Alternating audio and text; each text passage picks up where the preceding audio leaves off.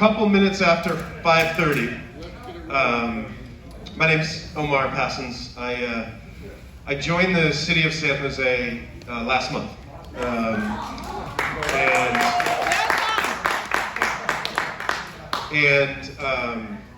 And so one of the things that I want to sort of start off, just to level set. We are not here to make anybody feel wrong about about their views. We're not here to say that being concerned about your home or your neighborhood is a bad thing. We're not here to tell you to think a different way. That's not the purpose of these meetings. I also want to say, we're actually not here to convince you that the Noble Avenue site is the ideal site in your district. That's not the purpose of this meeting. I'm about to tell you what the purpose is. I just wanted to start with what we're not doing. I'm not here to deliver a clever sales pitch. I'm here for a few very specific reasons. And before I get to those, I want to say one thing. I'm here. Jim Ortball, who is also in the city manager's office, is here. He's been leading a lot of the production of this work. My colleague Marcus Gibbons is here to make sure that we keep track of the questions and answers that people have and ask, so that we can record those and make sure that all of the city council members and the mayor and even our boss has that information, so they know what you think, what your views are, so that when they make decisions on policy, they have the best information. So I just wanted to introduce our folks. And I want to say this. We would have liked to do multiple community engagement sessions much earlier than we're doing multiple community engagement sessions. And all that I can say as I stand before you is, I'm sorry that we didn't. And that may be unavailing or unsatisfactory to you as neighbors, but honestly, that's just the reality. I feel bad that didn't happen. We feel bad that didn't happen, and we're here. And so we're going to stay here through all of these sessions. Now, one of the reasons that the sessions are similar, each session has the same content, is because we didn't want people to have to feel like they had to go to every single meeting to get the information, so that they could figure out for their own schedule. So if you've listened before and it sounds almost the same, there's a reason for that. We wanted many neighbors to have access. And the city council directed us to go out and put information, letting people know about these meetings, 1,000 feet around 2 of the locations, and so we did that. And so you may have gotten a flyer in your door, because our staff went out and did that. So I'm going to get started, and I'll just say this. There's about 10 minutes, and then the vast majority of the time that we're together is going to be about your questions. Your questions. About, do you have alternative sites in mind? The city council directed us to consider alternative sites in this community. The mayor and council said pretty clearly, we're not having a debate about whether to solve and address issues of people living outside, but they are open to where and how. And so part of our job is to come out, listen, make sure that information is transmitted accurately, and if you have alternative locations, give you the path to help share it. You don't have to. It's our job to look. We know that. But if you want to, we want you to have that opportunity. So I'm going to go ahead and get started. And like I said, again, this part's just about 10 minutes. So, maybe, right off the bat, let's see if we can get it. Yeah. Okay, so we're going to go old school. Is it? No, it's the...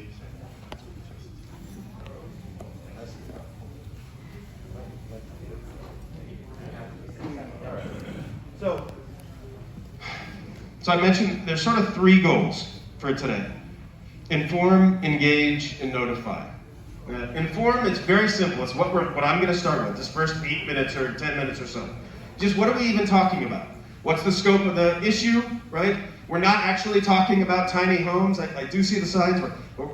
There was an earlier rendition. We are actually talking about quick-built, longer modular homes that actually have bathrooms in them and doors that lock. But I want to just level set. Again, it's not trying to convince you one way or the other, but it's important that you have the facts. Okay, and then we'll move on from there. Engage. Most of our time will be spent. Either I or Jim will walk around with the mic so that you can ask questions. I want to say one thing about that. Just bear in mind, there's a lot of you, And so your neighbors also want to ask questions, so please just try to be thoughtful about that and don't turn it into 5 minutes, because then your neighbors won't be able to ask anything, and we won't have time to answer. And then the last thing is just to notify. There will be other things. There's a council member rules meeting on August 3rd as an example. There are upcoming council member meetings. We just want to make sure you know when those things are. So just to get started, we're gonna talk about understanding the crisis really quickly, like what is the magnitude? A lot of people actually don't know that information. We're gonna say what the actual mayor and council actions were that brought us to where we are today. We're gonna talk about that site selection process and even what is an emergency interim home, right? What are those communities? And we're gonna spend most of our time on your perspectives and possible solutions. So, and then finally, of course, the what happens next. So, what is it that we're really talking about? The red is hard to see, but for those that can't see, there are at least 5,031 people living outside in the city of San Jose as of February of this year. And the reason that that's important is that that's after you factor in all the existing emergency shelter, after you factor in all the existing transitional housing. So 5,000 people, and there aren't enough places for them to be. So instead, what we end up with, we'll get to the questions at the end in about 10 minutes, about 8 minutes. So I just to level set that point. The reason that that's important, there we go. It relates to this. One of the things that we hear a lot is, does the city even have a plan? Does the region have a plan? And we want to share that there is a coordinated community plan to end homelessness at the regional level. 13 or 14 of the cities, including the city of San Jose, the business community, nonprofit providers, they all signed on to this regional plan. Part of what my role is in coming to the city of San Jose in the city manager's office is to start to work towards what does it look like for all of the departments of the city government to be focused on their part of addressing this crisis that we're talking about. I mentioned I just started 6 weeks ago, but that's part of what we're in the process of doing. These 3 strategies, they're about prevention, right? Strategy 1, root causes of homelessness. They're about prevention. You'll see in a second, over 2,000 people have been prevented from experiencing homelessness in the last couple of years. And the third strategy, which is what we're here about, is about improving quality of life for unsheltered individuals and creating healthy neighborhoods for all. And that last part, I want to really focus, make sure folks understand that. It is about both improved quality of life for people who are unhoused and quality neighborhoods for everyone, right? Part of what we're talking about is how we get to that place. And so what's actually happened? This slide, it's gonna be posted to the website. You can't really see those numbers. What you would see if you download this deck is roughly 6,000 people have been permanently housed in our communities over the last few years here in the region. Over 2,000 people have been prevented from experiencing homelessness. And I will just say, sort of the obvious question is, if all these people are being prevented from experiencing homelessness and all these people are being housed, why do we have over 5,000 people still in the street? Right? Like, that's a fair question. And the answer is a few things. One, we need way more prevention than we have, right? We need a coordinated effort and more resources for preventing, even well before it happens. You know, community violence has negative impacts, and we have to work on that, and we are, and our colleagues are. But there's all sorts of things. So this slide will be on the website. We just wanted to share with you, because sometimes we get asked at some of these meetings, what are the outcomes? What are you even doing? And I wanted you to know, to be able to have access to this. We're just about, for those that are just coming in, my name's Omar, I'm with the city of San Jose.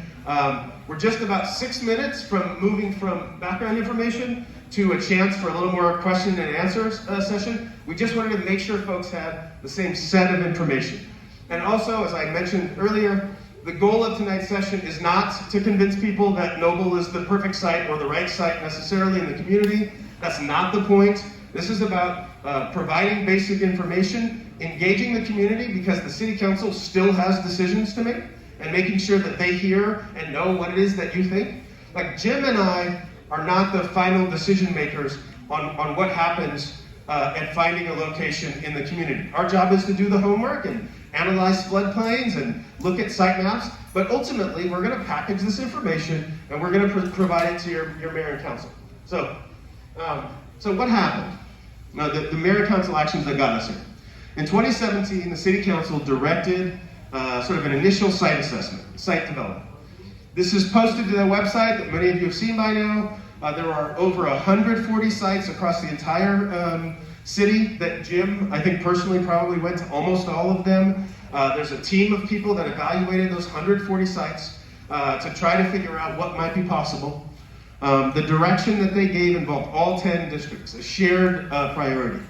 And then this year, in June, the city council and mayor directed further action on several sites, of which the Noble site was one. And this is important, and they said, the point is, we are trying to take urgent action to address homelessness. It does not have to be at the Noble site. It does not have to be at Fair Oaks in District 2 and District 10. If there are alternative sites in your community that are appropriate, then we can use those sites as long as they meet the needs that the council is trying to meet. Which is why, no, hang on. We're not going to do this. We're not going to do this. There is a room full of people who are here to listen. We're not going to do that. So you're just going to have to wait. Just like everybody else. For everybody else that's waiting patiently, we got about 6 minutes, 5 minutes now, and we're going to get a chance for you to ask questions. Why we cannot have the right to ask a question? Right? So, again, I mentioned the council direction, right? 8 out of the 10 current council districts either have a site that's built or one that is proposed, and there's ongoing talks across the board. There are ongoing efforts to have that shared approach. For those that are in the back, just out of courtesy for your neighbors and the other folks who'd like to hear, if you don't mind, please just keeping your voices down so folks can hear. That would be greatly appreciated. So what changed about the Noble site? Okay, the city evaluated in the Noble site in 2017. There was, even at that time, in the fall or December of 2017, there was not a prohibition near residents and schools. What the actual criteria the guidelines that the city council at the time went forward with was instead a scoring factor about them. I don't want to, there will be time to ask more questions if folks want to. Again, I think there will be, every time you interrupt, it stops everybody else from getting a chance to have a chance to speak. So, and then what changed? Well, what changed, I just mentioned, over 5,000 people are living on the streets. The crisis has grown. And the only thing that has caused the unsheltered number to go down is things like these very emergency interim housing communities.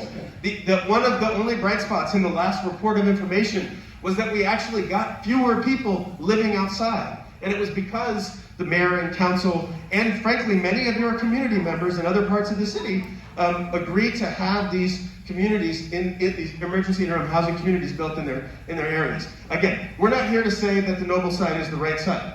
And you may have other options, and we're about to get to those questions. So, one of the other things is we now know more because they're up and running. And I want to stop here for a second because I bet you that everybody in this room has at some point in the last year seen a situation like this. People, it's not trauma informed, it's not fair to the people. It's not fair to the people who are unhoused. It's also not fair to the people who live just right there as well. This is not a healthy neighborhood for all. And our pledge is to push for healthy neighborhoods for all. For people who are unsheltered, for people who live in neighborhoods, in homes, for everybody. So part of building this is going from this to these. These are actual current occupied emergency interim home communities. They're not staged. It's not pre-opening. So I share that just to say that this change, wherever it happens in the community, it is about creating a dignified place for somebody to be where they can get the services and support that they need. Now, on the website, I'm not going to play this video now. It's on the website. It's about 46 seconds. I don't know. Maybe I can.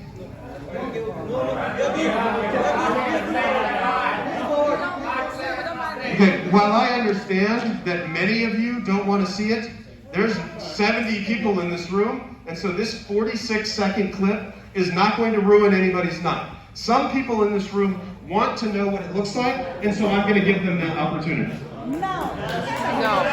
So, as you can see, there are laundry facilities. There are, this exists We don't right wanna- now.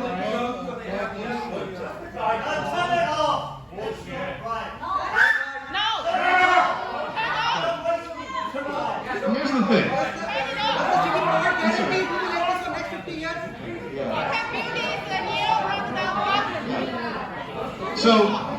So here's the thing about, hang on. Here's the thing.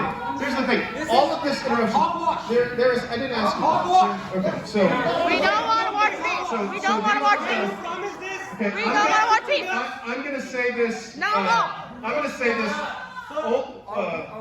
one more time. Once again. No more this video. Once again, okay, the meeting is 90 minutes, which are longer than most, and there's not the 1 minute or 2 minute time limit when you get a chance to speak. This has lasted longer than it would have otherwise, because when you wanted to scream and yell, we didn't get a chance to get through it. Just because you don't want to see it doesn't mean others do. So if you will just, so I will say we are not taking a vote. I will say one thing. If you cannot control yourself, if you cannot respect your neighbors, forget about me, if you can't respect your neighbors enough not to interrupt and let them get a chance, we will just close the meeting.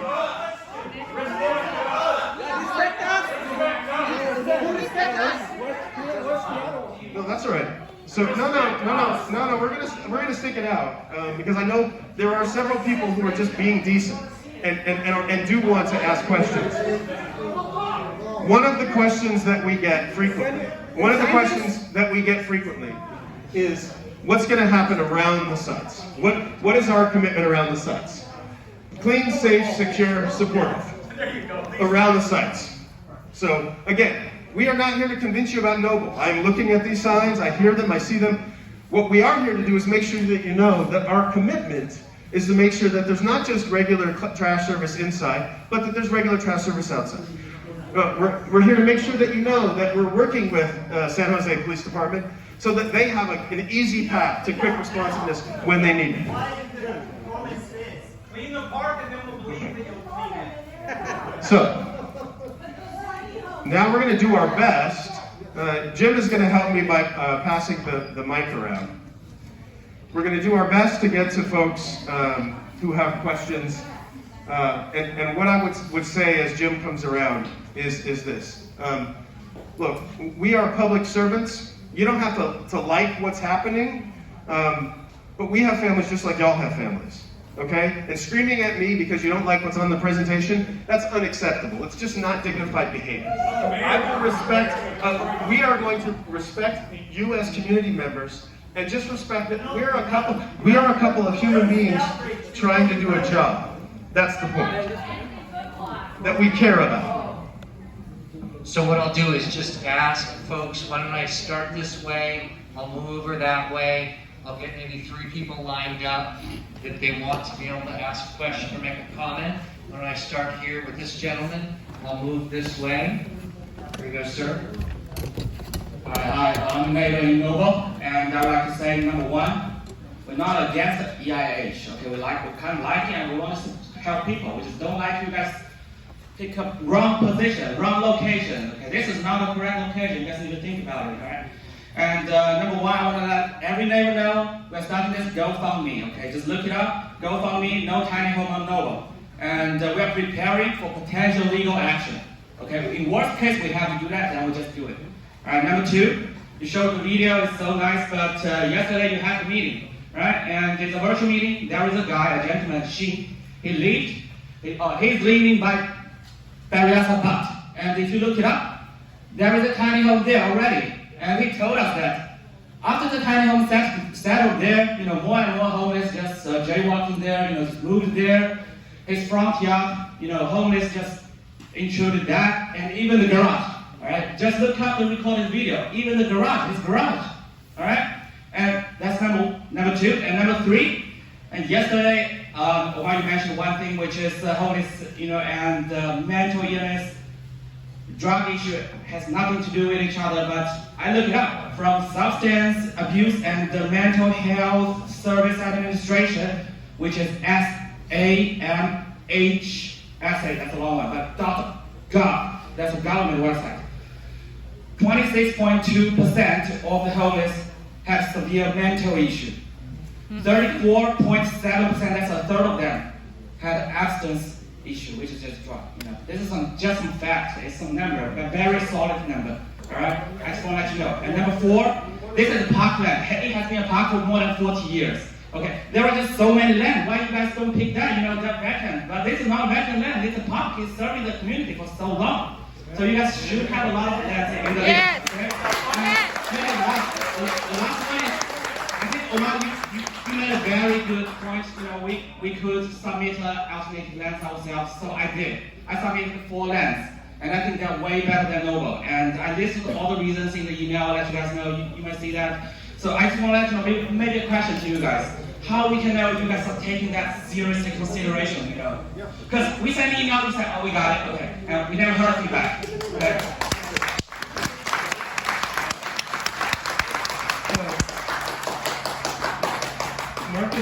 Marcus, can you try to get the library staff so that we can get this mic to work so that we have 2? It's not working. So I want to answer 2 things. One, just to clarify, neither I nor anybody from the city made the representation that there is never any connection between substance use or mental illness and people experiencing homelessness. That's just not factually true. The reality is we know that there are some people who are on the street who have a substance use issue and have a mental illness, and we know factually that there are more people with a substance use disorder who are housed than are unhoused, and more people with a mental health issue that are housed than unhoused. The difference is not the substance use or the mental illness. So it's just simply true. But the one question that you asked that I do want, it's important for it's important. Hang on. He asked a question. He asked a question that I think is a reasonable one. Okay. Not that way. It's not. No, it's not, sir. He asked a question. You're disrespecting everybody else. So you just need to wait your turn. So his question was about how do we know that we're taking the site evaluation seriously, that the things that you're sending are actually getting reviewed. That's a reasonable question. And the answer to that question, I'm going to answer part of it, and Jim's going to answer part of it. The answer to that question is every single one of those sites that came forward are currently in the process of being evaluated by our team and will be part of what we share with the public and the council, including the same analysis that's on the site about the 140 sites that we're already evaluating. So you'll know because it'll be in part of the public. We will share that as part of the public. But it doesn't happen in the course of like a day or 2 days or 3 days. There's a whole process that goes in. We only put those 4 things on the website because we didn't want people to have to become real estate experts. And now I'm going to give Jim for one more answer. But that's the answer, is we'll make it public. Yeah, no, Omar, I think you're correct. That's what we'll do. We've taken those sites in, they'll go through the same evaluation process, and those results will be published. So that will be part of a report back to council in November of this year. So those will be part of the evaluation. Just at the very last day, just let us know the decision. Malls and parks should never be on to be evaluated. Automatically.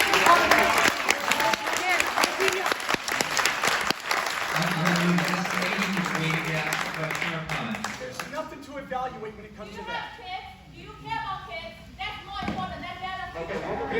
No schools, no parks. Just put that on. That's the main criteria. No schools, no parks. How hard is that? It's not complicated. It's not You complicated. are saying words that we all appreciate and we all want to say. So I have a couple questions to you folks. Inside these tiny houses, are there toilet facilities and shower and sinks, water facilities? I'd like to know the answer to that question.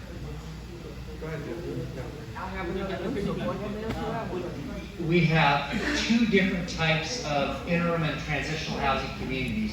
Bridge housing communities, they were the smallest and the first 2 built in San Jose. They are individual locked room cabins, but they have shared bathroom facilities. The first two. The next 4 that we built, which is most of the units, have an individual bathroom and shower in the individual room, still have shared kitchen facilities and shared laundry facilities. The video that Omar showed is an example of a community that has a shower and bathroom and toilet within the individual unit. The ones that you wish to put up here, will they have individual? The ones that you want to put up here, will they have individual toilets and all that in there? And what are they, like a mobile home where the tanks are filled up and somebody, the hunting wagon, comes out and cleans them up? Or do they put in all new plumbing for the homeless? So the type of product and interim housing shelter that we're putting up now has individual bathroom, shower, sink. It's a small unit, about 110 square feet, which is a single resident occupancy unit. It is connected to our sanitary sewer system and water system, the electrical system. We want it to be safe. We want it to be code compliant. We want people to live in a dignified condition, and not so that goes to standards. And that was the video that was shown earlier. So they will basically be mobile homes that are stationary. The hunting wagon does not come out, clean them out, it flushes down in our sewer system. Is that correct? That is correct. No Now, mobile my other home question are that I mobile. have for you, sir, is the governing. Who will be in charge of these folks? Are they, so I understand they're self-governing. So are you right, or you right, or you tell me don't do this, you tell me don't do that? That ain't gonna fly. You know that. So the answer, and then we're going to let other people ask questions as well. You got to ask 3. I want to. Y'all are kind of cheating, but okay. That's fine. We'll go to you next. Let me just answer her question though. Jim is going to handle these. There's several people with hands up, so I'll say this. The question was, how's the governance model work? Part of it is having people who are experiencing homelessness be part of their governance, but it's not the only thing. We hire the certified, trained staff who set up a set of rules, and they work with people to do that. We have a community advisory committee in most of these areas, so that the community can also be part of what's going on. So that's just the answer to the question. That's the answer to the question that you asked. Come over this way. I'm coming. Hey, this is how I'm going to do it. I came this way. I'll move over this way. I'll come back over. I have some things to say. Yeah, right here. So in one of your slides, you have a strategy one that states the root cause of the problem, and then you're gonna try to resolve based on the root cause. So I would like to hear what your analysis was done to understand what was the root cause of homelessness. Based on your answer, this may or may not resolve that root cause. So the slide that you saw, those are 3 strategies that are region-wide strategies. We know that the root causes of homelessness vary. They start with massive unaffordability. If you are a senior that is just getting Social Security, that's $13,000 a year. There's not even a room in San Jose that you can rent. There's a very detailed book by a woman named Mary Beth Shinn called In the Midst of Plenty that lays out these root causes. But I think the thing that's most important is what we laid out were 3 different strategies that are all working in parallel. It's not strategy 1, then strategy 2, then strategy 3. So while the rest of the region is also working on the upstream prevention issues, we are working also on strategy 3, which is specifically tailored towards improving the quality of life of people who are unhoused and improving healthy neighborhoods for all. So these communities that we're talking about are part of addressing that 3rd strategy. So that's the answer to that question. One of my first questions is, has a CEQA report been filed? Environmental impact? So at this stage in the process, we've done some preliminary environmental review just to see are there anything that would be complete fatal flaws. As the project moves forward, we would need to do CEQA clearance to match the conditions of the site, and when the council takes an action, a discretionary action, we would have to have the proper CEQA clearance at that point in time, like construction contract award. One thing to add about that. One thing to add about the question of environmental clearance is that it requires a project, right? And as I mentioned earlier, one of the council's directions to us was consider alternative sites, right? So we're not even at the point, despite the signs, that this is necessarily happening at Noble, right? That you all could come up with a different site. Some of you have actually submitted sites that we're reviewing. So that's why we're not there yet. They already okay. Are you willing to swap city land for county land? I think what Omar said is, at this point in time, the identified recommended site is Noble, but an alternative that can meet kind of the criteria in District 4. We've been given direction by the council to consider those alternatives. So yes, if we can find an acceptable alternative site, that is something we would evaluate, and if it's a good site, we would pursue it. Okay, last question. How long is interim? Is interim referred to the clients in there or the site itself? Interim. Interim is a period of about 5 years. It's through state legislation that established interim housing as something that can be, it was approved at the state level, and it's applied in the city of San Jose and some other cities as well. So it's about that period of time. The site and facility, that's right. Let me just add one thing to that. So I think the other thing about the question, one of the things we've gotten from some of your other neighbors is, well, when will we know more about what actually happens to people who go there, right? Like how long are they actually there in practice, and what happens? Do they ultimately get out into permanent homes? That's one of the things that we're working on.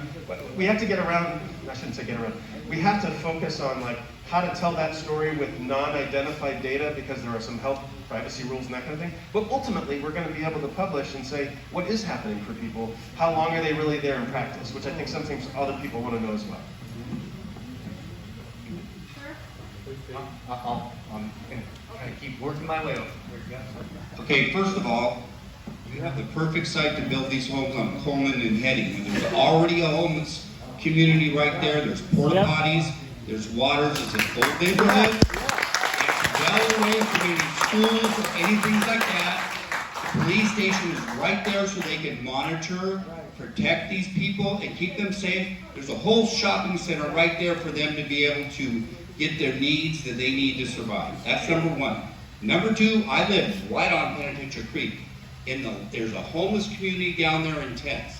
In the last 5 weeks, or 6 weeks, there's been none less than 5 fires started by the homeless people right in the creek. You can verify it with the fire department.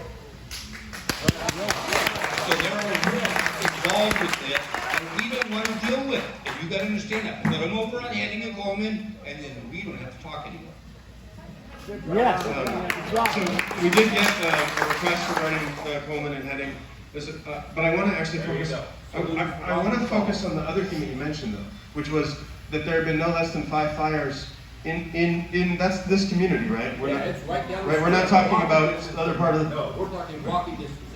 Right, and so the reason I asked you that question is because you're talking about an uncontrolled encamped location with no services, no support, no bathroom, no lock, nobody monitoring, no security. Like all of those things are. Hold on, hang on. I'm just answering the question. No. So all the. People, you're gonna stick them right here in the next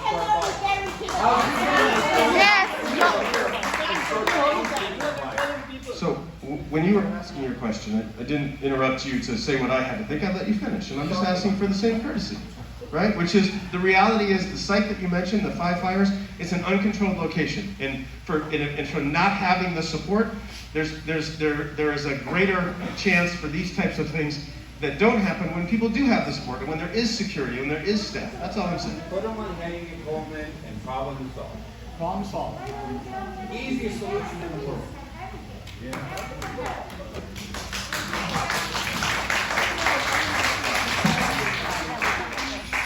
I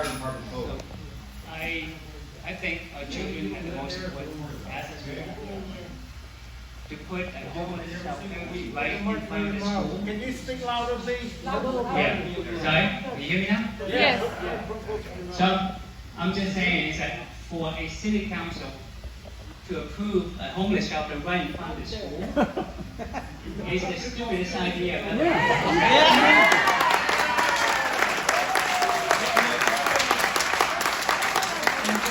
Single election, you promised us you care about our children, you care about our safety, and you went around making this sneaky decision. We didn't hear about it until we hear on the news. There was no announcement, there was no prior announcement of this kind of decision at all. So that's one. Two is you're telling me that of all the land in San Jose, this is one of the better spots? That's hard to believe, right? I mean, how dumb do you think we are? And then to my neighbors, just keep in mind, right? They work for us. Let's see how long they can last till we vote them out. Vote them out. Yeah. Vote them out. Vote them out. Vote them out. Vote them out. All I'm going to say is that neither Jim and I are elected officials. So I understand that you may be talking about the city council or the mayor, and I understand that's your right as citizens or residents in this country. We are not elected representatives.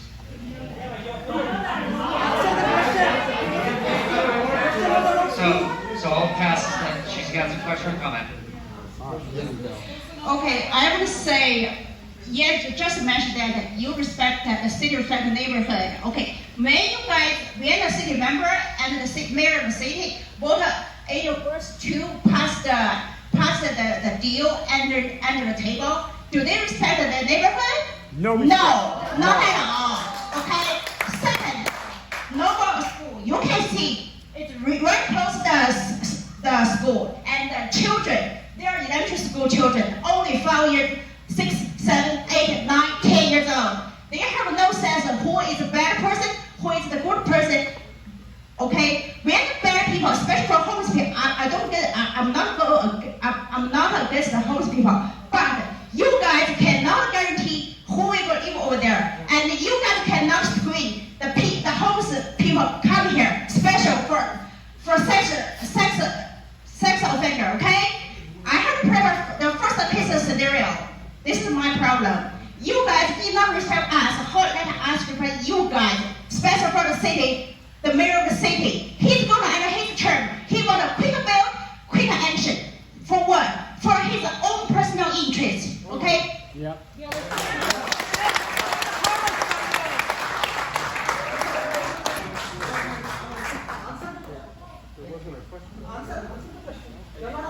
The question is why I rephrase the question. She did not ask a question. No, I think she asked a question. Why is there a necessity to do things so soon? And why is there a 120 days limit?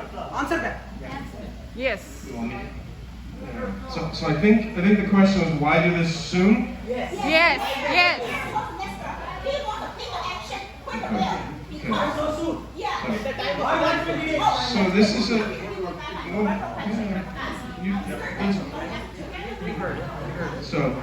So this is a short answer. I put up a slide that said there are over 5,000 people that live on the streets. That number is growing overall in our region, and our mayor and council. And this happened 10 years ago. Sorry. So the need to do it urgently is why it's happening quickly. That's the answer to the question.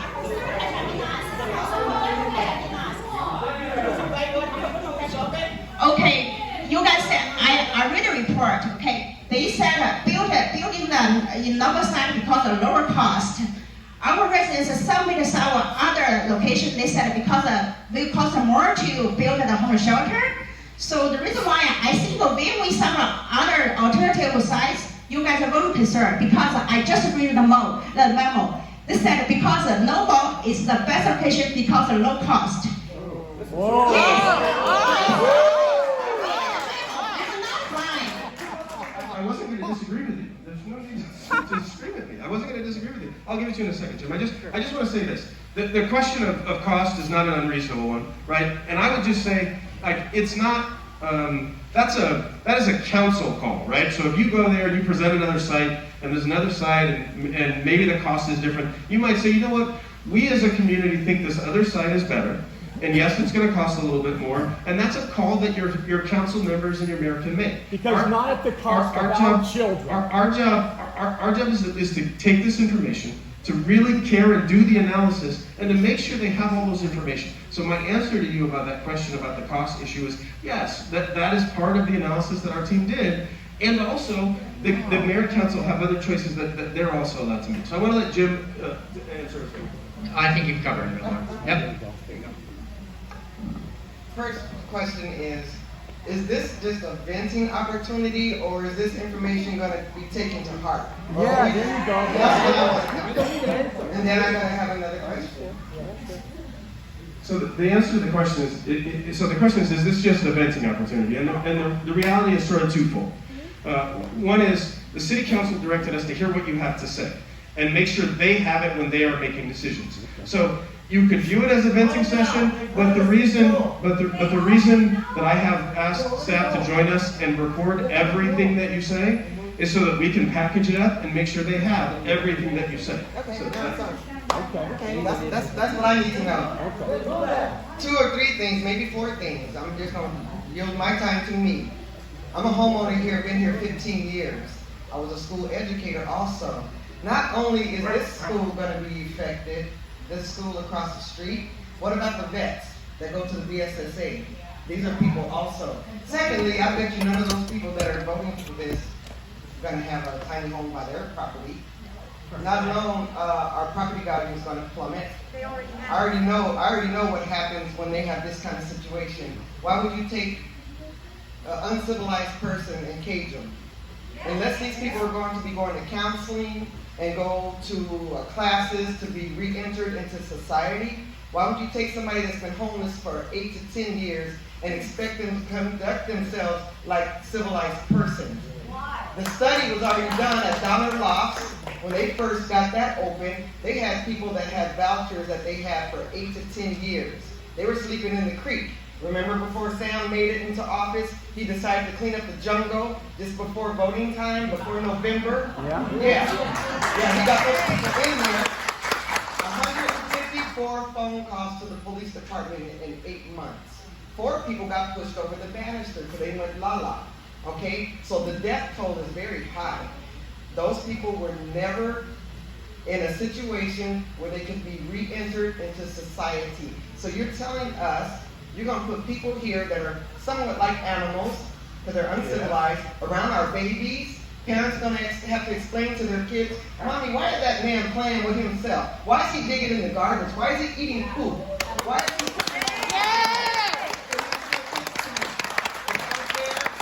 I really feel in my heart everybody has the right to be housed. It's not what you do, it's the way you do it. And this is not the way to do it.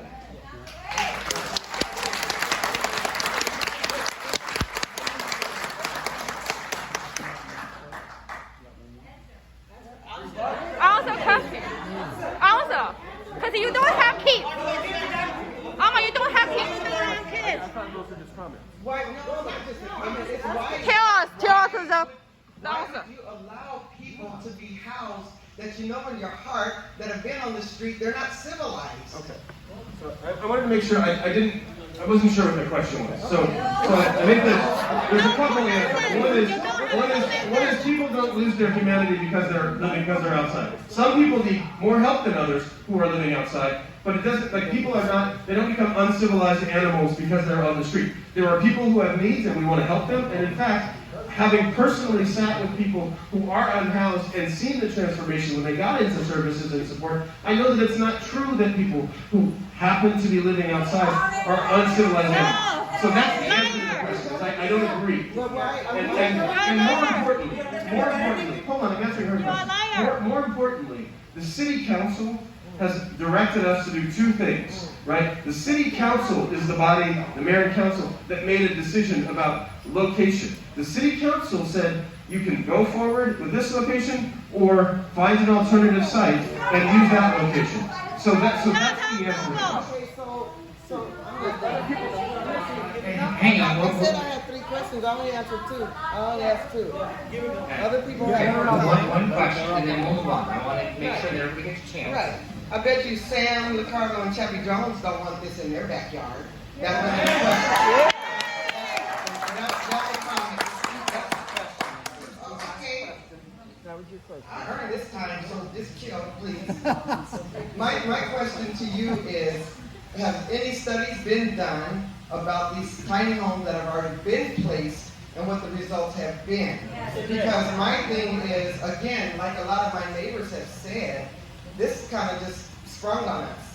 It's been in the talks. I've known about it for a long time. I disagreed with it then. I'm disagreeing with it now. No, but this can't happen. So my thing is, what have the studies shown, and make that plain for us to understand, because it's not plain. It's been like a secret. It's a fair question, and as I mentioned to this gentleman over here earlier about that very point. We need to get someplace where we can put that data on somewhere so that you can actually see. And the truth is, we're only talking about things that are like a couple of years old, and so if we're in the process, we have some of those data already, and it's just a matter of making it anonymized so that we can share it. So I think that's a good point. And Marcus, let's make sure we make that note about how we can get the data aggregated. Data about. Yep, we'll let him ask his questions, make his comments. Okay. My wife and I can't trust what you guys show because you show us different stats. There is the eye test. So my wife and I, we've driven around to all these spots. And we talked to neighbors and store owners in those actual neighborhoods. So this is from the horse's mouth. I did my own research. I went down to the Monterey and Bernal site. And I saw the homeless community all in the cages and the whole bit, and their one unit was caged in there. But guess what was across the street? A massive homeless camp with the tents, the dirt, the walking, all the drug addicts, and just filthy. So we talked to the neighbors and the store owners there. And they told us this is all that happened. They've always had the homeless over there by the railroad tracks, hundreds of them, messing with the neighborhood. And then they were sprung on them, hey, you're going to get a homeless community here. So what went in their heads was, oh, well, what the heck, all these people will be cleaned up and put in these homes. That's not what happened. All of them are still there. So all that's happened in that neighborhood, their homeless doubled. So you can show all your little homes up there in your research. I did my own research, people, and this is the God truth. I went there, I talked to people, I saw it with my own eyes. All that's happened is they still have the existing homeless they've always had, and it's getting bigger, and that's all the filth that's there, and now they've doubled it because now they have you're making a whole new class of people with these little villages caged up. So I don't know who's in them because no one will tell us. But the bottom line is their homeless has doubled. If you build it, they will come.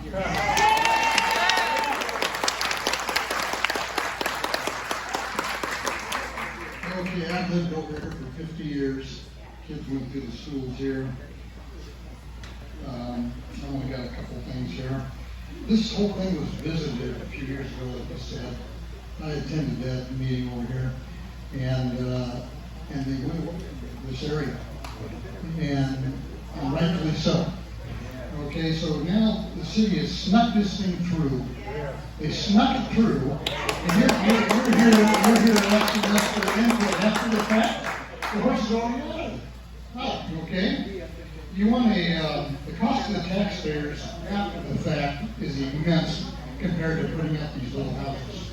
The cost to support these folks are immense. Okay? The PD doesn't even respond to our crime around here, let alone what are they going to do for that? And the last thing I have is, you want a template that works? Well, why don't you try San Francisco and Seattle? See how well that's working.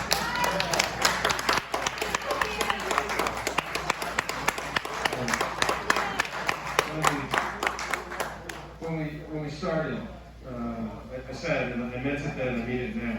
I hear you when you say, look, how are we supposed to believe you?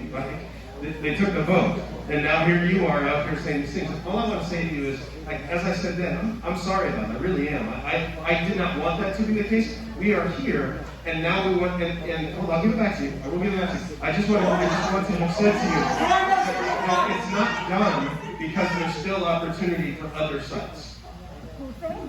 It's done, and you know what? And you get the dirty work. They've already done that. So Yeah. You got the dirty part of this job. Trying Yes. to convince us. We're not going to Yes. be convinced. We won't be. Yes.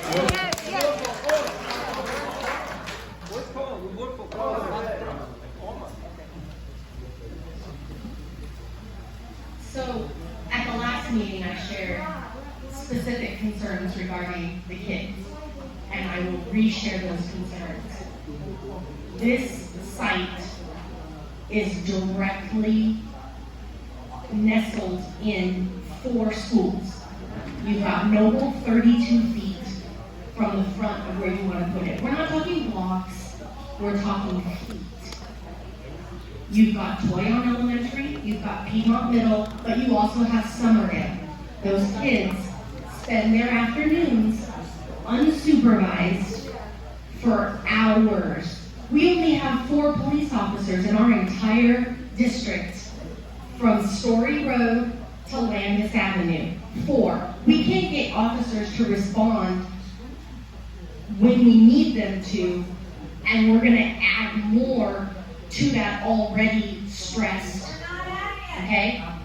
They're going to try anyway. Now, I understand, unfortunately, you guys are just the fall guys. You guys have been hired to take all the crap we're throwing at you. In fact, you've been brought in from out of state to have to deal with us. Because nobody here would do that job. Because they knew already.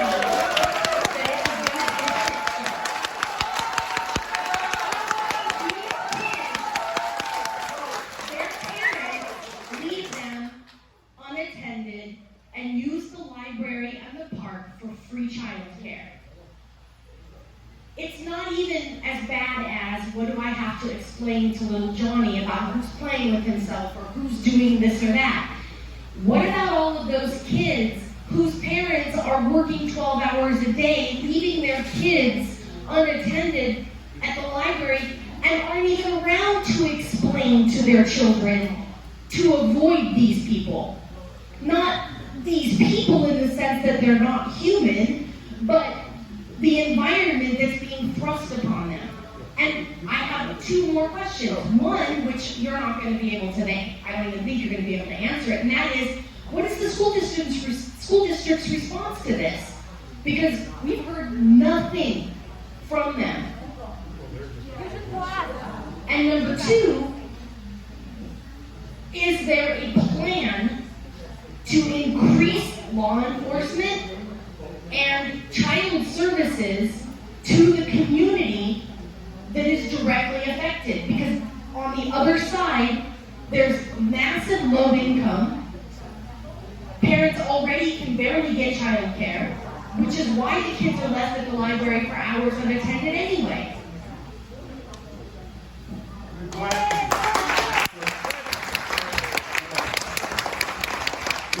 When we started this evening, I said that we were not here to try to convince you that the Noble side was the right side. That's still true. Still not trying to convince you.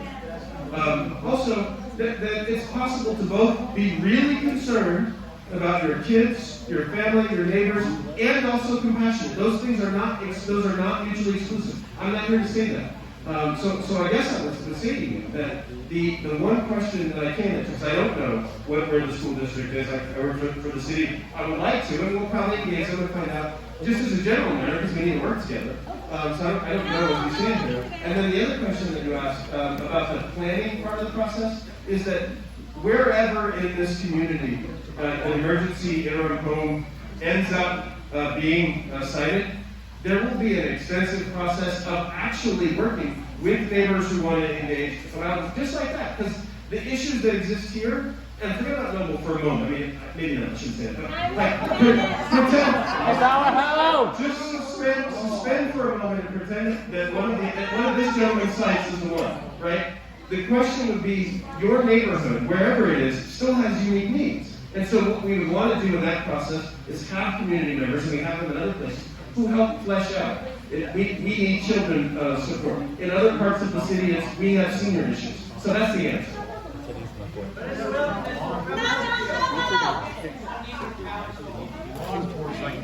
Okay, and then the other thing is, what is the city's plan for the loss of revenue for us homeowners?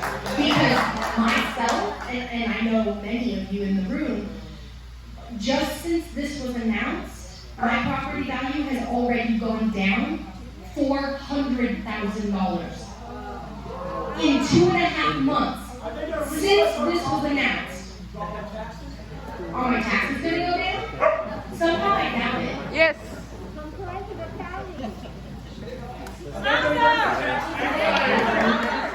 Yeah, there's really no way that Omar and I can commit to answering what's going to happen living home. So let's just... Who can answer? Who can answer? Who can answer? Back to the council in that process. So thank you for that. Hi, how you doing? So I have a couple of questions. I'll try to be brief. One, there's been discussion about the people that are going to be in this interim housing, and it's been kind of grouped together with the senior. And I'm wondering about your grouping the senior with the guy who pushes the shopping cart screaming at the sky down my street. Like, who actually is going to be housed in these housing? There's also what kind of ongoing screening is being done. If there's substance abuse or mental health issues, like how are we going to say, all right, this person either is deteriorating and they can no longer stay here? And just I wanted to say this at the beginning, but across the street from the school, a library, several schools, and a park, no, that's just a no-go for me right off the bat. But beyond those, who are they actually planning to house here?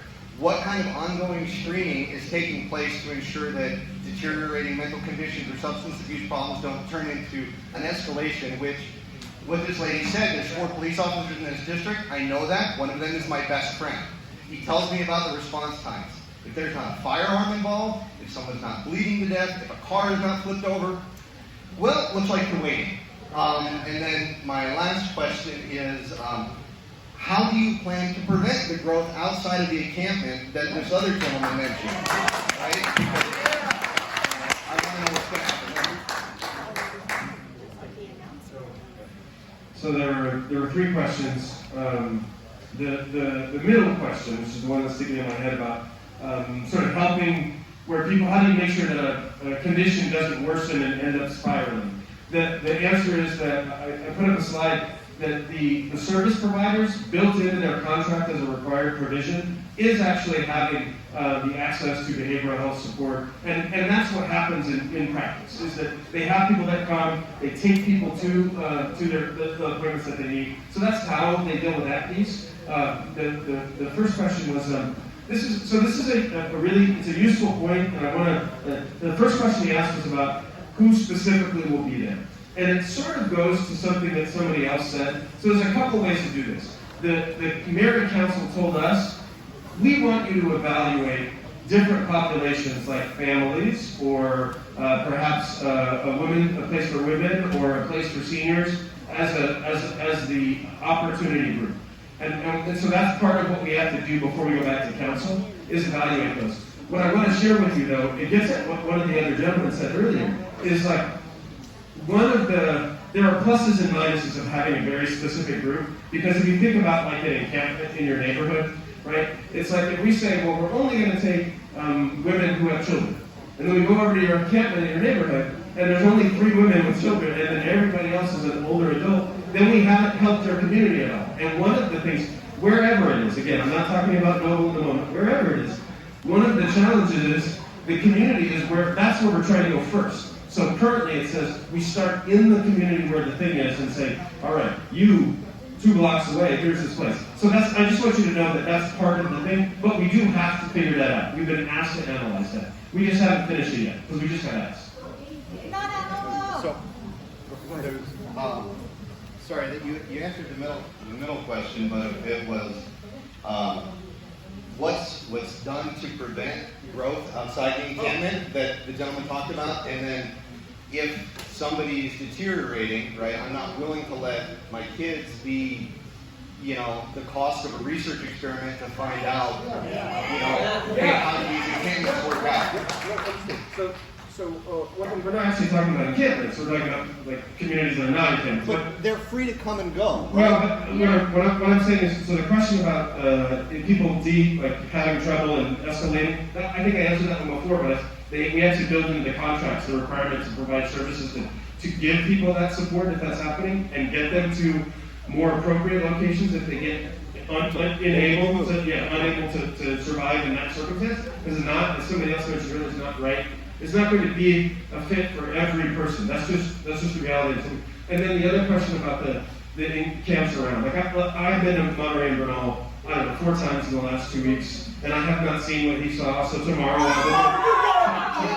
will go back over there.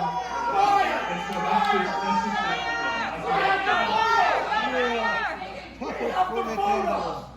We personally went there.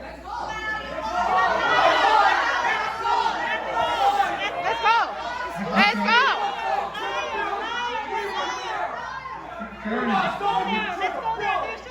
Talk to you after that. We'd be happy to see him. I'm going to let this lady ask her questions and make her comments, since we'll keep going here. We're going to go back this way, we went that way, now we're coming back this way. So thank you all. Stop lying! Okay, hi, gentlemen. First off, you guys have the crummiest job because you have to come and, let all of us berate you, but I'm sorry.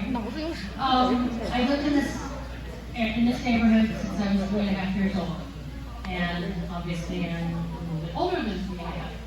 I went to Nova School, I went to Piedmont Middle, and I graduated class of 75 from Piedmont High. The lady over there mentioned the 4 schools. Well, there are more than 4. There is, there's a daycare center right across the street from 7-Eleven. Okay, so where are these people going to buy their groceries or their toiletries or whatever? They're going to go to 7-Eleven?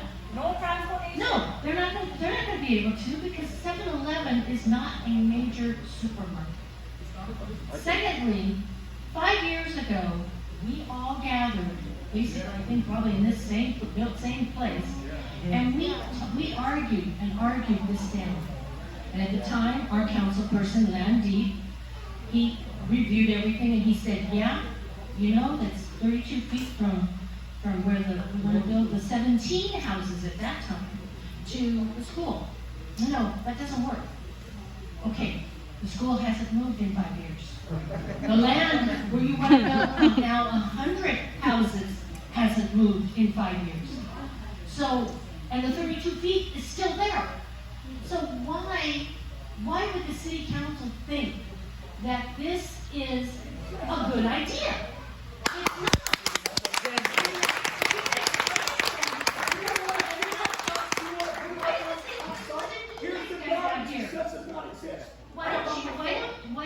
Why didn't they come out and listen to us themselves? Because they're not interested. But they're going to be interested when we decide next election that maybe they don't need their jobs. So I think the thing that changed, I think, is which one is changed? The magnitude of the crisis and the lack of options. What is changed? Doesn't make sense. So that's the answer to that question. And then the question, you asked one question about transport, about the groceries, and I think one thing that's useful for you to know is that in these contracts, and we've done this with several, we can actually build in shuttle service as part of the service contract to take people from location A to location B. So that's I'm just saying, that's the answer to that. You would ask the question. Yeah.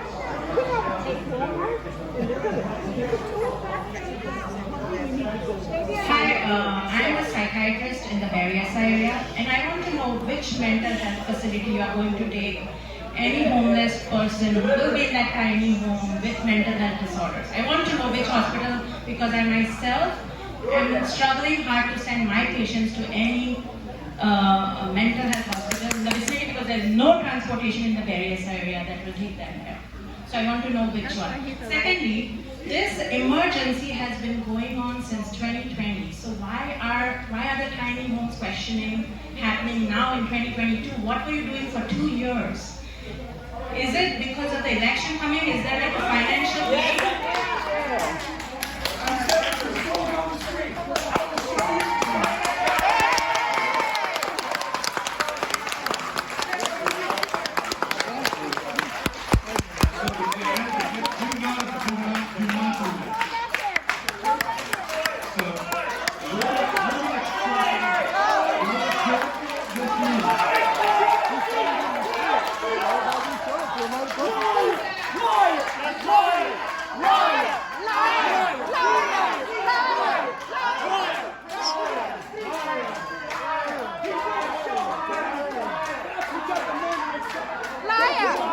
It turns out that for whatever reason, 5 of your neighbors decided to hijack this meeting.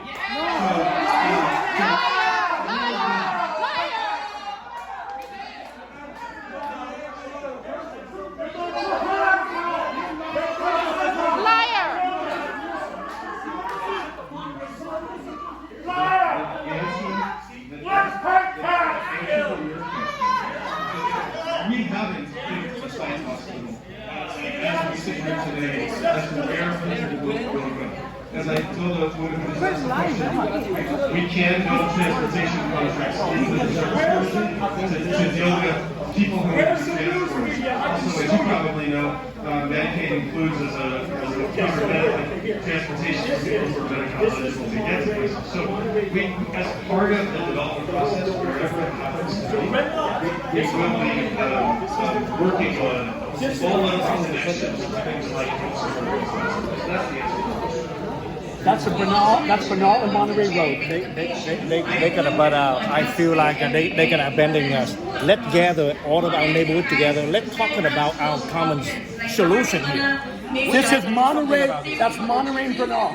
That's directly across the street. I didn't say that we were going to cherry pick the people. The person asked who it was that was going to be there, and I was explaining some of the pros and cons of choosing families or seniors, and that the city council asked us to evaluate those options in a memo that they provided. So that's all I was saying. So we are not cherry picking. So given that you're a healthcare professional, you know that there are protections for giving people's health information who are not in the chain of care. I mean, you know. So, all right, you want to go? So we'll keep moving through, okay? Okay, that's fine.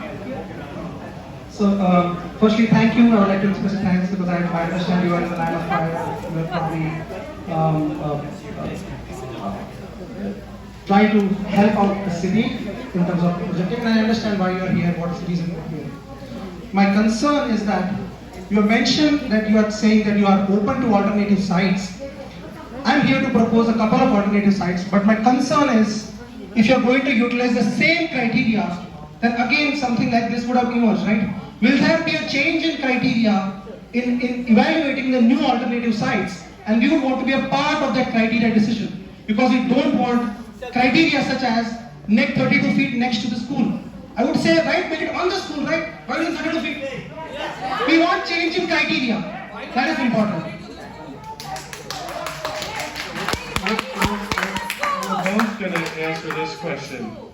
So the question is, essentially, are we going to change the guidelines that we use to evaluate the sites? I'm going to turn that one over to Jim, but one of the things that I will say, though, is useful for you to know in answer to that question is that part of what the mayor and council, when we go back there, they have mentioned that there's a meeting on August 3rd, right, a rules committee meeting, is bringing issues like that to your elected leaders, the notion of like, what are the guidelines? How do we see the guidelines? We posted the ones we currently have, which don't include like, I mean, I don't know if you've seen them yet, but we put them on so you can see them. How do we get it included? And we should, in fact, something like this, you should have thought before. We should have thought before. Why were we not involved before? What I'm hearing is it sounds like you want the criteria of proximity to schools Yes. back in the process. Yes. Yes, that's what I'm hearing. So we will take that back, and that will be part of our report. So thank you for that. Appreciate that. Hold on, real quick. Hold on. Just give me half a second. Hey, Marcus, I don't know if you're still back there. I can't really see you, but hey, can you make sure to get that last nugget that there were a few folks that wanted to make sure that the criteria related to distance from schools was included back in the citing guidelines? I just want to make sure that we get that reported so that we can ensure it. So, not be like 0.00. So no, I understand it. So with the distance, and so the other thing is, I want to be real clear about one thing. I mentioned I have in 6 weeks on this job been to an encampment 14 times. It's part of my job and I share that to say I did not say, nor did I intimate that what the folks who were saying that there was an encampment that was right across the street wasn't there. What I said was, I have been there recently and I have not seen it, and I will go tomorrow. That's it. Just for clarity's sake. Because you don't run Okay, I'm gonna go to this gentleman, right? Let's let him have his comment. Please let us just kind of keep going on this. It's working when we let one person speak, ask questions, make a comment. If we have a response back, we'll give it to you. So here you go, sir. Okay, I understood you to say earlier today that this was slated to be the foundation laid in sometime in November. Is that correct? The foundation? No. Okay, from the city's website, San Ricardo indicated that they're trying to fast track this before the end of summer. Yeah. That's what's on the website. So the direction that was given to the city administration, the city staff, was to, and it was given at the end of last year, was to identify 6 more sites in city council districts that did not have an emergency housing community yet. And District 4 is one of them, okay? And the direction was to either have them in the planning or development or construction stage by the end of December 2022. So it could be in a variety of those different stages. I do not anticipate any foundation being laid in November. In fact, we were directed to go back to the City Council in November to provide additional information based on these community meetings and whether the sites that were identified and directed to be designed, whether we should continue with those or whether other acceptable alternative sites have come forward that would be a good substitute for the ones that are currently slated. So that's the specific process. So thank you for your question. One more question for you guys, and I'll be out of here. From the city's website, it was indicated that there are certain eligibility requirements for the people that are going to live in these homes. And one of those is they have to be eligible to work. They already need to be in some process of trying to find a house, a place to live, someplace like that. Is that criteria going to be strictly met? One of those things is they can't be drug addicts. Another one is they're nonviolent, they can't be felons, et cetera, et cetera, et cetera. They're all drug addicts and they're all felons. So, just to tease out the difference, and it just is the reality of this, that sometimes there's a little flip. So, what the criteria that you're mentioning, it refers to those ones that Jim was talking about that were sort of the original stage. The design for who can be in and what the conditions are for these emergency interim homes, those are not all the way fleshed out. And that's the part of the council's direction about consider families, consider these things. So some of the other ones have the types of criteria that you were talking about, and part of this process is determining what will be the case for wherever it is in the community. So, yes, you have. Okay, I will go there, so then I'll go to you, sir. Thanks, Omar. I already know that you know that what is the problem in this site. You know there is the children problem, the park problem, and so many other problems. my only question to you is, because you have this criteria, which is a self-made criteria, you guys came up with it. We give you 1,000 alternate sites, and with that self-made criteria, you make some adjustment and reject all of them, correct? And then you say that, okay, I will go and build on Noble site, correct? What sort of recourse we have? Because what it looks like, it's an emergency situation which you guys have created it up. And now, on the name of the emergency, you're gonna ram through and not let us to do anything. Because what's gonna happen, it looks like if there is no alternate site, mayor can still go ahead and go start the construction, because this December deadline, elections are coming very fast. So what you have to do, if you guys don't find any alternate site, what you gonna do? What's your plan of action? So are you gonna go and build it? And what we have to do to stop it, we'll have to come in torches and forks to protest there, or make a kids human change. What we can do to stop it? Because that's what it looks like to me. Because all this we say does not matter, because the criteria is in your control. You can take it out anytime, any site you suggest, right? So I would say we have a process right now, and I think what we need to do is go through and evaluate the alternative sites. We've received, a gentleman said there are 4 sites. I think we've received probably in the neighborhood of about 15 that we're looking at.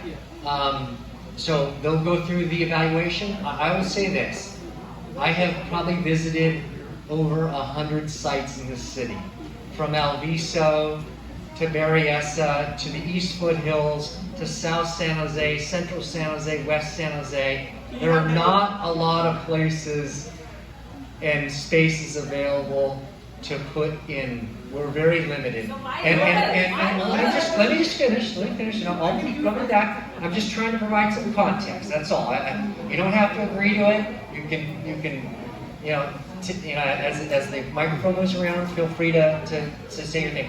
But there are very few places, and with 5,000 people living on streets, creeks, parks, that's not a safe situation. In fact, we think it's a less safe situation when it's unsupervised, no services are there, cooking happens by fires and camp stoves, as opposed to code-compliant kitchens, when people are not behind locked doors, when they don't have bathrooms. We feel that's probably a less safe situation. And so that's the main reason why we're trying to find location. We recognize you don't want it here, but we're struggling with 5,000 people living on the streets in very unsafe conditions. So, yeah, so thank you on that. So what was my question is, if you don't find any alternate site, because you're already saying we have done all the research, we have already done everything, and you have emergency, which didn't have, we say, like you are making this emergency between yourself, the city is making, and the criteria for finding site is also created by you. So with these 2 tools, you can take the any site and even you can go and try to build it in Noble, and probably you can't do it unless there's a law to stop it, correct? So what I'm saying, if you don't find any alternative, what do you do? If we don't find an alternative, what will we do? What's the what we do? Yeah. So I think that the answer to if we don't find a site is we go back to the council and say, here's all the evaluations we did, right? And this didn't work and that didn't work. You previously voted this way on Noble, and here's all the stuff that we heard in every direction about this site, and now you have to make a choice. As the elected body, are the criteria that this gentleman mentioned, several, are like, do those need to be shifted? So that's the answer. I mean, that's just the answer to the question. I'm going to keep moving on, sir. We're going to try.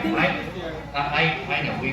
I think what has left is what is already decided. I want to know what's the already planned agenda. Yeah, I think he's just asking what is the default, right? I mean, are you going to go ahead and build it? Yes, that's if there's no other site that's found in this report. I mean, because that's his concern. But anyway, my concern is that this is a neighborhood park. So every entrance you can go in has a sign saying, welcome to your neighborhood park. It's been a neighborhood park for a long time, and you're going to take that away from this community. right? Why do we deserve to lose our park to house homeless? You say that it's going to be there for 5 years. That's a long time, right? And your contractors are going to get negligent. We don't want that eyesight across from Noble School, where there's elementary kids. We don't want these people to be their role model. You know, I have a daughter. She comes to the library, she goes to people, she comes to the library after school, hangs out with her friends. If you build that there, she isn't going to hang out in the library anymore, right? I will not allow her to do that, right? So I don't see why we should change our life, this community, why you should bring this into this community, because this is the city's problem as well. We have a few homeless here, not many, but you know, why are you going to infiltrate and put 100 homeless people here? We don't want that. Not in our park. No. So I think that Jim addressed the why wherever in the community it is, right? So let's just stipulate, right? Well, hold on. I just want to stipulate to your point that you do not want it at the Noble site. Understood, all right? So all I'm saying is the answer to the rest of the question is wherever else it might be in the community, the reason for the why is what Jim was saying earlier, what I said earlier about the number of people that are living in crisis that are also, frankly, part of what people call us every day and say, hey, we would like this to be cleaner. We would like people to have other options. We would like, so we're trying to, the city council has directed us to try to address those issues and help make sure, that people have that path outlet. But have you actually understood where the homeless are coming from? Are they actually? Councilmember Conan, what I can tell you is we'll make sure to reach out to his office and let him know that we got a request from a community member. Yeah, we like his bill. Okay. So we'll make sure that we did that. We're gonna take. So I'm gonna say one thing. I'm gonna say. So we are at time. This is the reason we did 9 of these. There are staff who are line staff who have to still clean up the whole room. We are going to take one more question now, and there are 7 more sessions. So I'm going to give it to Jim. We're going to do that, and then we have to leave because the library actually closes, I believe, at 7 o'clock. So, gentlemen right here. First of all, thank you both. I would like to request for the next 6 session that you say, I would like to invite those city council members that who vote yes or no. I would like to request, please and tell them that, you know, we would like to invite them because they have a gut to vote yes or no side. Nobody in the right mind to build a homeless right next to our school, our children, school. Nobody in the right mind can do that. So we would like to have opportunity to talk to them. Please.